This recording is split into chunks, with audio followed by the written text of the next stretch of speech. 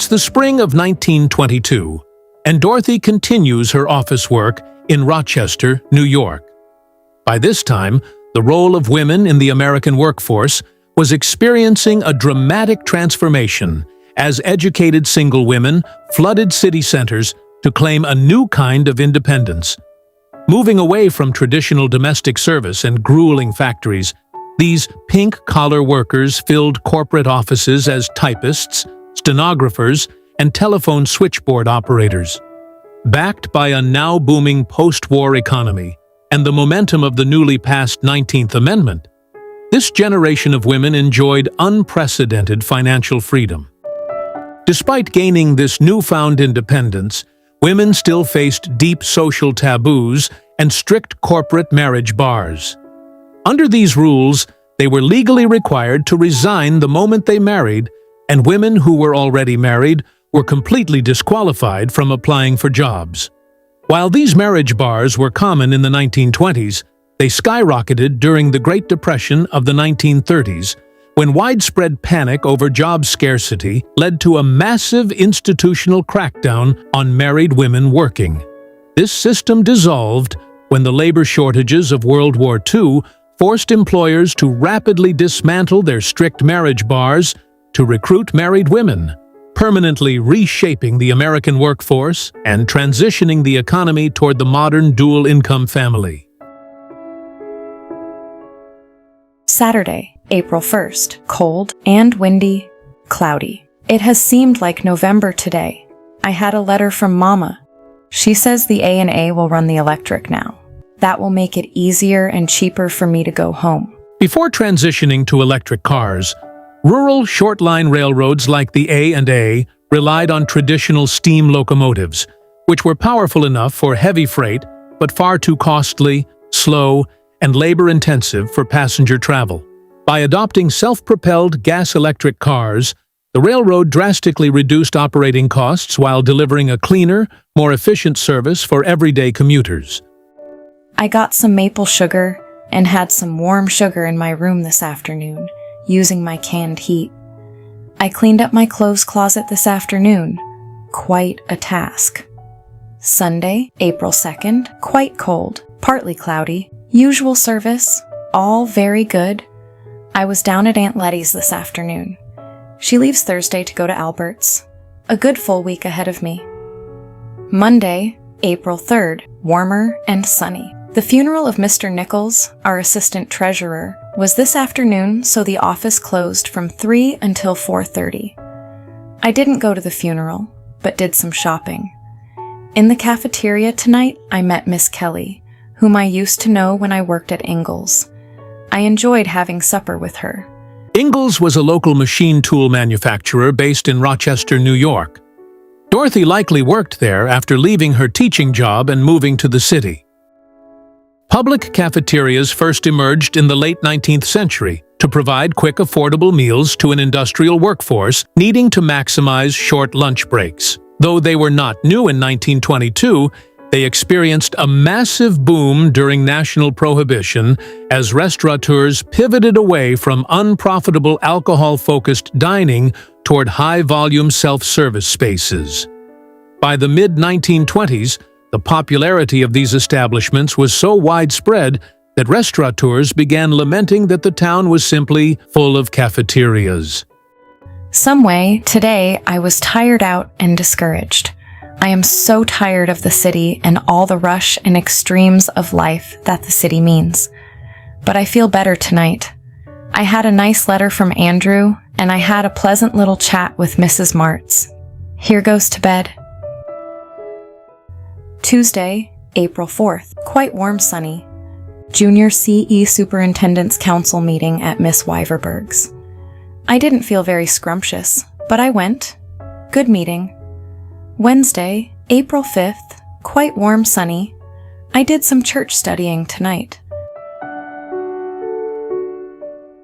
Thursday, April 6th. Warm and mostly sunny. I had supper over at church tonight. I didn't care much for it. I have been working late fixing up my treasurer's book for CE.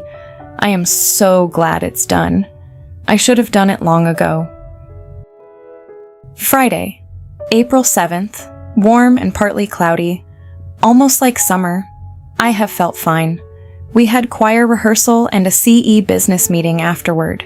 It rained this evening and the air is fresh and intoxicating. Saturday, April 8th, warm and sunny, Sunday school class meeting at Elizabeth's.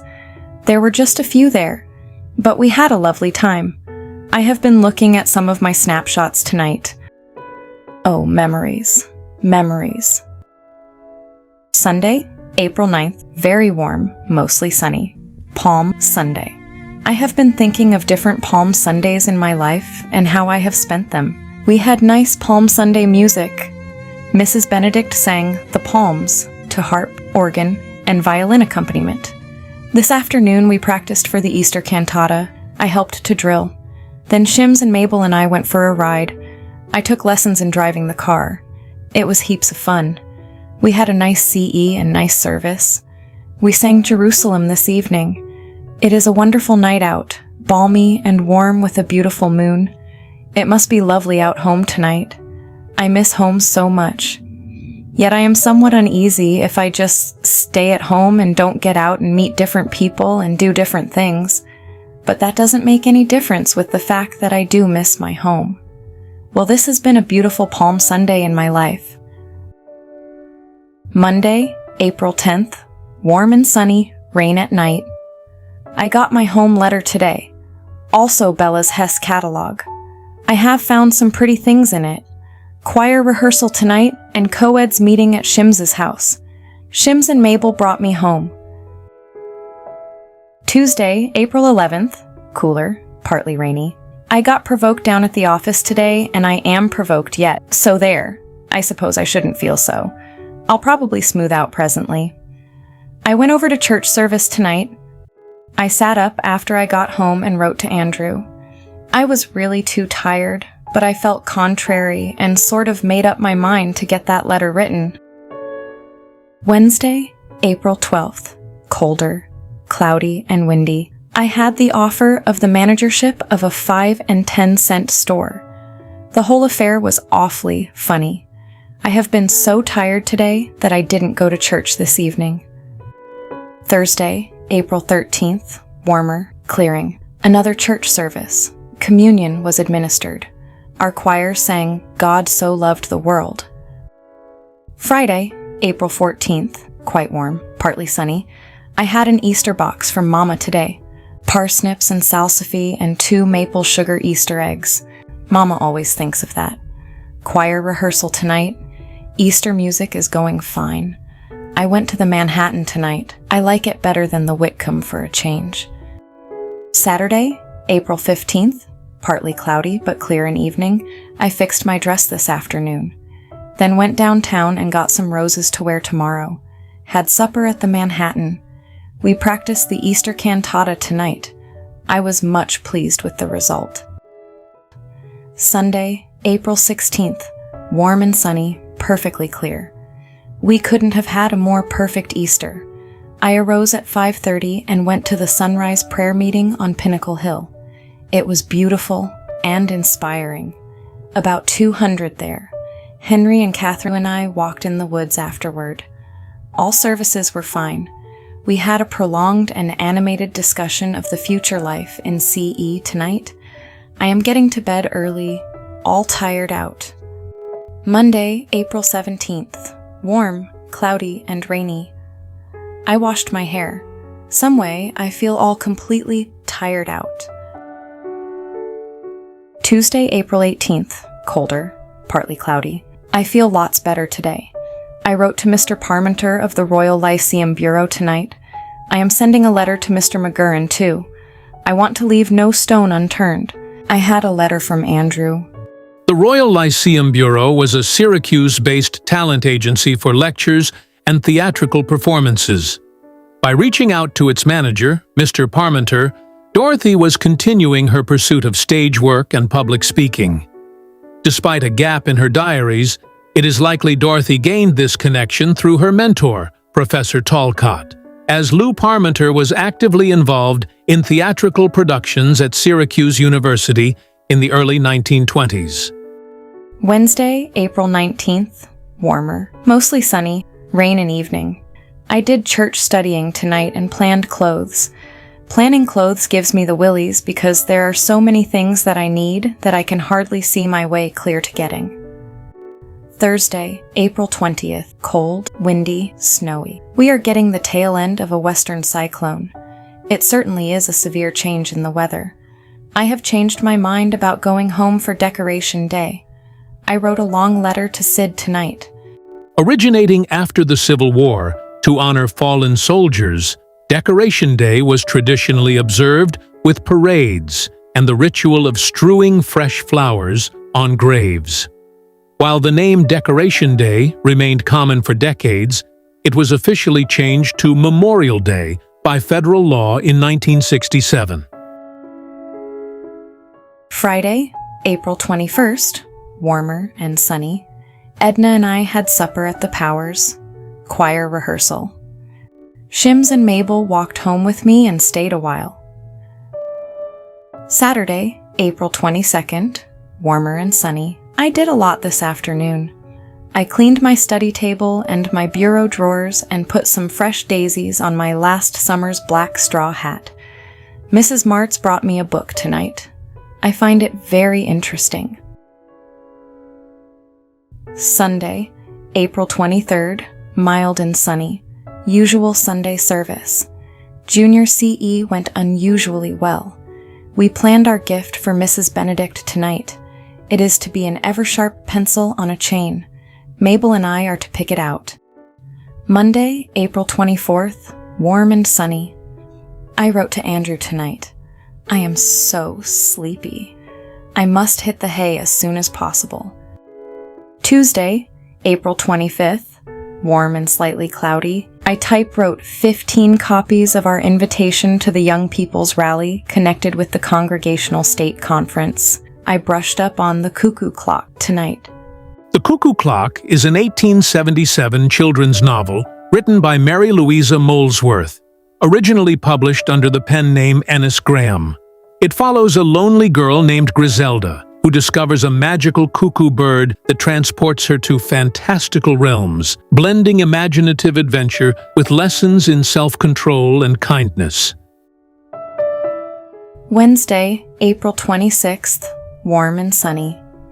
Mabel and I picked out Mrs. Benedict's pencil this noon. I studied on The Happy Prince tonight and talked over the phone with Miss Wyverberg. She wants me to take charge of a pageant for the Junior CE convention.